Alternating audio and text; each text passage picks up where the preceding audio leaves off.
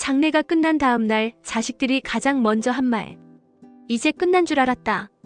장례식이 끝나면 슬픔도 정리될 줄 알았고 사람들이 모두 돌아가고 검은 옷을 벗으면 뭔가 한 단락이 지나간 것처럼 느껴질 거라고 생각했는데 진짜는 그 다음 날부터 시작이었다는 걸 나는 몰랐다.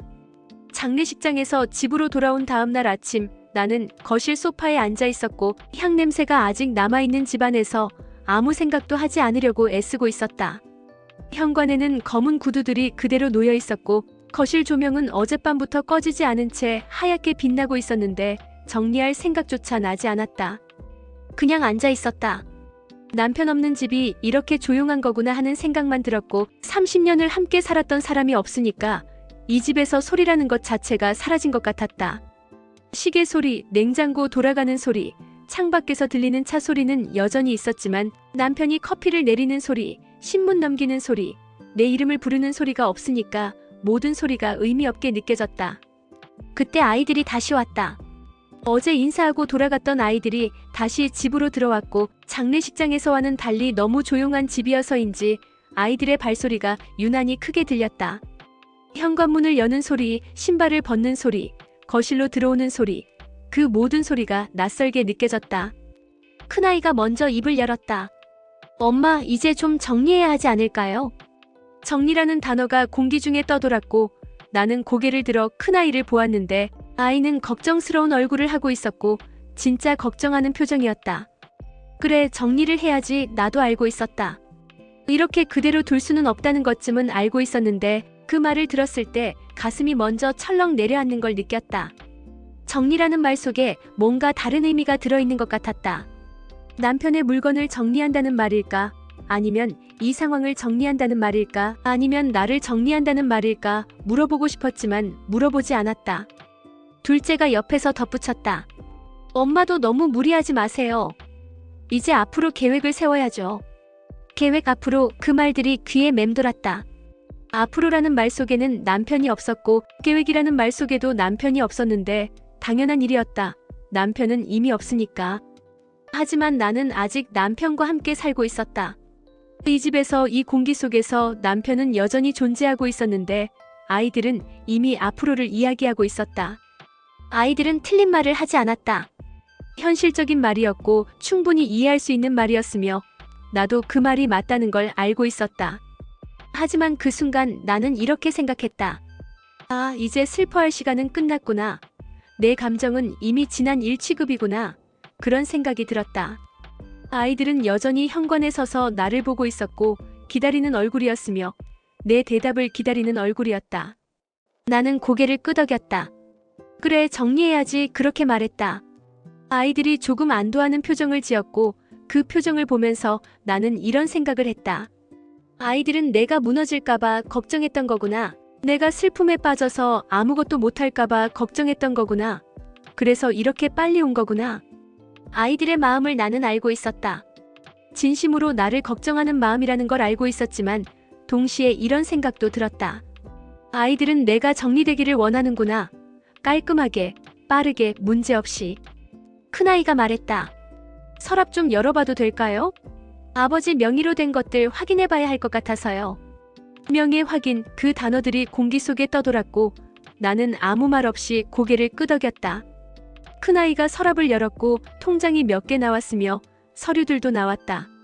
남편이 정리해둔 것들이었는데 남편은 늘 그런 사람이었다. 뭐든 깔끔하게 정리해두는 사람. 나중에 내가 혼자 남았을 때를 대비해서 모든 걸 정리해뒀다고 했었는데 그때는 그 말을 대수롭지 않게 들었다. 나중이라는 게 이렇게 빨리 올 줄은 몰랐으니까. 아이들이 서류를 펼쳐보기 시작했고 통장 잔액을 확인하고 명의를 확인하고 뭔가를 계산하고 있었다. 작은 아이가 조심스럽게 말했다. 어차피 나중에 해야 하는 일이니까요. 어차피 나중에, 그 말이 계속 머릿속에서 맴돌았다. 어차피 나중에, 그 두 단어가. 나는 소파에 앉아 아이들을 바라보고 있었다.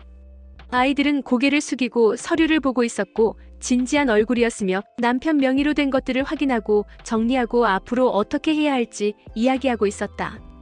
틀린 말이 아니었다. 해야 하는 일이었고 현실적인 일이었다. 그런데 나는 그 광경을 보면서 이런 생각을 했다. 아, 이 집에서 나는 아직 가족일까? 아니면 관리 대상일까? 그 생각이 들자 갑자기 숨이 막히는 것 같았다. 손에 쥐고 있던 물컵이 떨렸는데 아이들은 눈치채지 못했고 여전히 서류를 보고 있었으니까. 나는 물을 한 모금 마셨고 손을 꽉 쥐었으며 괜찮아, 괜찮아. 그렇게 속으로 되뇌었다. 아이들은 여전히 서류를 보고 있었고 나를 위해 애쓰고 있었으며 나를 위해 정리하고 있었다. 나도 알고 있었다. 아이들이 나쁜 게 아니라는 걸, 그냥 현실적으로 생각하는 거라는 걸. 그래서 더 말할 수 없었다. 이건 상처라고 말하기엔 너무 사소한 말들이었으니까 화를 낼 수도 없었고 틀린 말이 아니니까. 한참 후에 아이들이 서류를 정리하며 말했다. 엄마, 이건 좀 정리해야 할 것 같아요. 나중에 세금 문제도 있고. 세금 나중에 또 그 말이었다. 나는 대답했다. 알았어. 너희가 알아서 해. 그렇게 말하고 나니 나는 이제 아무것도 아닌 사람이 된 것 같았다. 결정권이 없는 사람, 그냥 동의만 하면 되는 사람. 아이들이 돌아간 뒤 집은 다시 조용해졌다. 나는 거실에 혼자 앉아 있었고 아까 아이들이 열어놓은 서랍이 아직 열려 있었으며 그 안에 남편의 통장이 보였다. 남편 이름이 또박또박 적혀 있었다. 나는 그 통장을 꺼내 들었고 남편 이름을 손끝으로 따라갔는데 남편 필체였고 남편이 직접 쓴 이름이었다. 이제 이 이름도 지워지겠지. 명예 변경이라는 이름으로, 정리라는 이름으로. 그 생각이 들자 눈물이 났다. 아이들 앞에서는 울지 않았는데 혼자 있으니까 눈물이 났지만 소리내어 울지는 않았고 그냥 조용히 눈물만 흘렸다. 남편 사진이 저쪽 벽에 걸려 있었다. 웃고 있는 얼굴이었는데 그 사진을 보면서 생각했다. 당신이 없으니까 이 집에서 내 자리도 점점 없어지는 것 같아.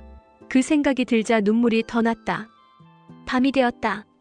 나는 침대에 누워 있었고 남편 옷이 아직 옷장에 걸려 있었으며 남편 안경이 협탁 위에 놓여 있었고 남편이 읽다 만 책도 그대로 있었다. 그런데 낮에 들었던 말들이 자꾸 떠올랐다. 정리해야 하지 않을까요? 앞으로 계획을 세워야죠. 어차피 나중에. 그 말들이 머릿속에서 맴돌았다. 나는 천장을 보며 생각했다. 정리하자는 말은 이제 넘어가자는 말처럼 들렸고 계획을 세우자는 말은 이제 당신 없는 인생을 생각하라는 말처럼 들렸으며 어차피 나중에 한다는 말은 어차피 당신은 없으니까 지금 해도 된다는 말처럼 들렸다. 아이들은 그런 의미로 말한 게 아니었다는 걸 나도 알고 있었다. 하지만 내 귀에는 그렇게 들렸고 그래서 더 아팠다. 틀리지 않은 말은 반박도 할 수 없었으니까. 나는 이불을 끌어당겨 얼굴을 덮었고 남편 냄새가 아직 남아있었다.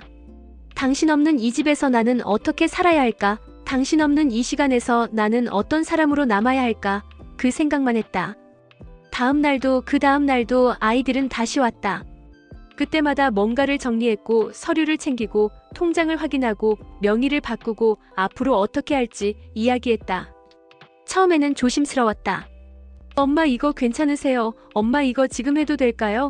그렇게 물어봤었는데 시간이 지나면서 묻는 것도 점점 줄어들었고 당연한 일처럼 서랍을 열고 당연한 일처럼 서류를 챙기고 당연한 일처럼 정리했다. 나는 그저 고개만 끄덕였다. 알았어, 그렇게 하자. 그런 대답만 했다. 어느 날은 작은 아이가 말했다. 엄마 건강검진 예약했어요. 다음 주 화요일. 나는 대답하지 못했다. 건강검진을 받을 생각을 못했었는데 남편 장례를 치르고 정리하고 그런 일들로 정신이 없었으니까. 아이가 조심스럽게 덧붙였다. 이제 엄마 혼자시니까 건강 더 잘 챙기셔야 해요. 혼자 그 단어가 또 귀에 박혔다. 나는 고개를 끄덕였다. 알았어. 또 어느 날은 큰아이가 은행에 같이 가자고 했다. 명예 변경하는 거 엄마 혼자 하시면 복잡하실 거예요. 나는 따라갔다. 은행 창구에 앉아서 서류에 도장을 찍었는데 남편 명의를 내 명의로 바꾸는 서류였다. 창구 직원이 말했다. 고인명의 통장은 정리하시는 게 좋습니다. 고인, 그 단어가 차갑게 느껴졌다. 남편은 이제 고인이었다. 서류 속에서, 통장 속에서, 명예 속에서. 나는 도장을 찍으면서 생각했다. 이렇게 하나씩 지워지는구나. 당신의 이름이, 당신의 흔적이. 그렇게 일주일이 지나고 2주일이 지났다. 아이들은 고마워요 라고 말했다. 엄마가 이렇게 이해해 주셔서 다행이에요.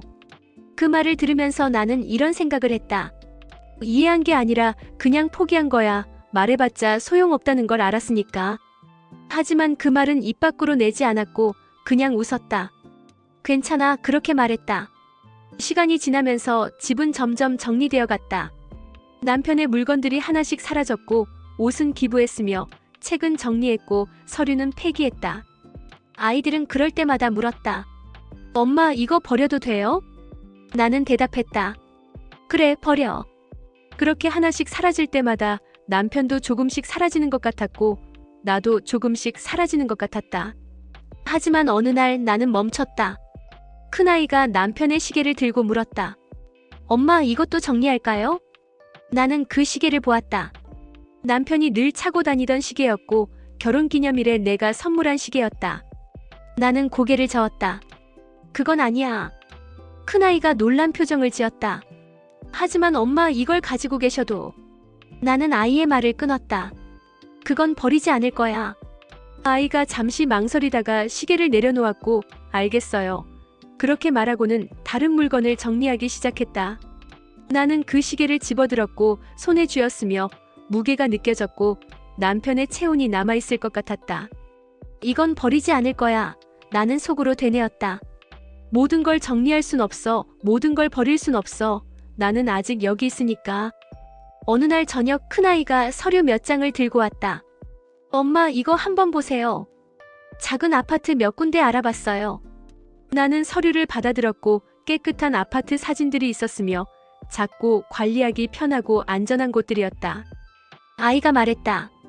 여기 괜찮을 것 같아요. 병원도 가까우니까 엄마 다니시기도 편하고. 병원, 그 단어가 귀에 박혔다. 나는 서류를 한 장 한 장 넘겨봤다. 깨끗한 아파트들이었고 새 것 같았으며 아무 기억도 없는 곳이었다. 남편이 없는 곳, 아이들이 자라지 않은 곳, 아무것도 없는 곳. 나는 서류를 내려놓고 아이를 보았다. 나 아직 아프지 않았어. 아이가 당황한 표정을 지었다. 아, 아니에요, 엄마. 그런 뜻이 아니라. 나는 말을 이었다. 나 아직 여기서 살 수 있어. 아이가 조심스럽게 말했다. 엄마, 이 집은 너무 커요. 혼자 계시기엔. 혼자, 그 말이 또 나왔다. 나는 창밖을 보았다. 저 멀리 아파트 불빛들이 보였고 사람들이 살고 있었으며 가족들이 살고 있었다. 나도 여기서 가족과 살았고 30년을 살았다. 그런데 이제 이 집은 너무 크다고 했다. 나는 아이를 보았다. 이 집에서 너희들 키웠어. 너희 아빠랑 여기서 늙어갔어. 모든 게 여기 있어. 아이가 난처한 표정을 지었다. 엄마, 저도 알아요. 그런데 현실적으로 그 말이 나를 자극했다. 나는 서류를 아이에게 돌려줬다. 조금만 기다려줘. 아직은 아니야. 아이가 서류를 받아들었고 실망한 표정이었지만 더 이상 말하지 않았다. 알겠어요. 천천히 생각하세요. 천천히, 그 말이 위로가 되지 않았다. 천천히라고 해도 결국은 가야 한다는 뜻이었으니까. 아이가 돌아간 뒤 나는 집안을 걸었다. 이 집 구석구석을 걸었고 남편과 함께 걸었던 이복도, 아이들이 뛰어놀았던 이 거실, 남편과 함께 아침을 먹었던 이 식탁을 보았다. 큰아이가 처음 걸음마를 했던 곳이 저기였다. 넘어지고 일어서고 또 넘어지면서 웃었던 곳이었고 둘째가 자전거를 배우다 넘어져서 울었던 마당도 보였으며 남편이 달려가서 안아줬었다. 거실 한쪽에는 남편과 함께 찍은 사진들이 걸려 있었다. 결혼식 사진, 아이들 돌 사진, 가족여행 사진, 모든 게 여기 있었다. 나는 거울 앞에 섰다. 거울 속에 내가 있었고 늙고 지치고 슬픈 얼굴이었지만 동시에 아직 살아있는 얼굴이었다. 나는 그 얼굴을 보면서 생각했다. 나는 아직 여기 있는데 왜 모두가 나를 정리하려고 하는 걸까? 왜 모두가 나를 다음 단계로 보내려고 하는 걸까? 나는 아직 슬픔 속에 있는데, 나는 아직 당신과 함께 있는데. 며칠 후 큰아이가 또 왔다. 이번에는 부동산 중개인과 함께 왔고 미리 말도 하지 않고. 나는 놀랐다. 이게 뭐야? 큰아이가 미안한 표정을 지었다. 엄마, 그냥 한번 상담만 받아보세요. 집 시세도 알아봐야 하고. 시세, 그 단어가 차갑게 느껴졌다. 이 집이 얼마짜리인지 알아야 한다고 했고 이 집이 얼마에 팔릴지 알아야 한다고 했지만 나에게 이 집은 돈이 아니었다. 30년의 시간이었고 추억이었으며 삶이었다. 나는 고개를 저었다. 오늘은 안 돼. 큰아이가 당황한 표정을 지었다. 엄마, 벌써 약속 잡았어요. 그냥 한 번만. 나는 더 단호하게 말했다. 오늘은 안 된다고 했어. 부동산 중개인이 난처한 표정으로 큰아이를 보았고 큰아이는 나를 보았으며 잠시 침묵이 흘렸다. 결국 큰아이가 중개인에게 말했다. 죄송합니다. 다음에 다시 연락드릴게요. 중개인이 명함을 남기고 갔고 큰아이는 나를 보았으며 섭섭한 표정이었다. 엄마, 이러시면 안 돼요. 언제까지 이렇게 계실 거예요? 나는 아이를 보았다. 너는 내가 언제까지 일해야 한다고 생각하는데? 아이가 대답하지 못했다. 나는 말을 이었다. 너희 아빠 죽은 지 한 달밖에 안 됐어. 한 달. 근데 너희는 벌써 다 정리하고 다 버리고 집까지 팔라고 하네. 큰아이가 작게 말했다. 엄마를 위해서.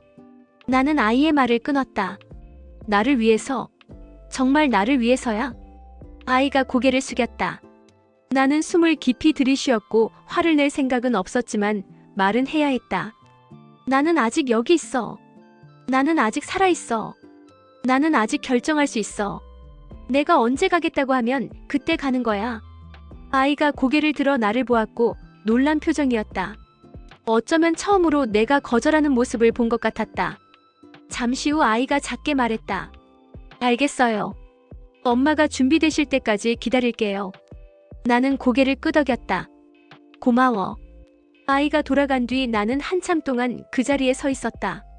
손이 떨렸고 목소리를 높인 게 처음이었으며 거절한 것도 처음이었다. 하지만 기분이 나쁘지 않았다. 오히려 조금 후련했는데 나는 아직 여기 있다고 말할 수 있어서, 나는 아직 내 의지가 있다고 말할 수 있어서. 밤이 되었다. 나는 남편 사진 앞에 앉았고 그 얼굴을 보면서 말했다. 당신 오늘 큰이한테 처음으로 아니라고 했어. 무서웠어. 아이가 섭섭해할까봐. 근데 말해야 했어. 나는 아직 여기 있다고. 남편은 웃고 있었고 언제나처럼 환하게 웃고 있었다. 나는 그 얼굴을 한참 보았다. 그리고 생각했다. 장례가 끝난 다음 날 자식들이 가장 먼저 한 말은 정리하자는 말이었고 그 말이 틀린 건 아니었으며 현실적인 말이었다. 하지만 그 말 속에서 나는 내 자리가 점점 사라지는 걸 느꼈다.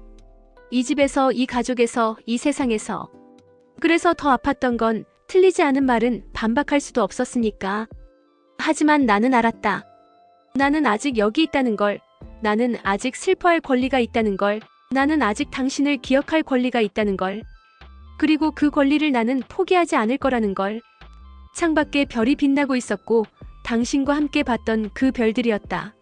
나는 그 별들을 바라보며 생각했다. 당신 저기 있어? 나를 보고 있어? 대답은 없었지만 나는 믿고 싶었다. 당신이 어딘가에서 나를 보고 있을 거라고, 그리고 말해주고 있을 거라고, 천천히 해도 괜찮다고, 내 속도대로 가도 괜찮다고. 나는 눈을 감았고 작게 속삭였다. 고마워, 기다려줘서. 그날 밤 나는 오랜만에 편히 잠들었고 남편 사진을 안고 이 집에서, 내가 아직 있는 이곳에서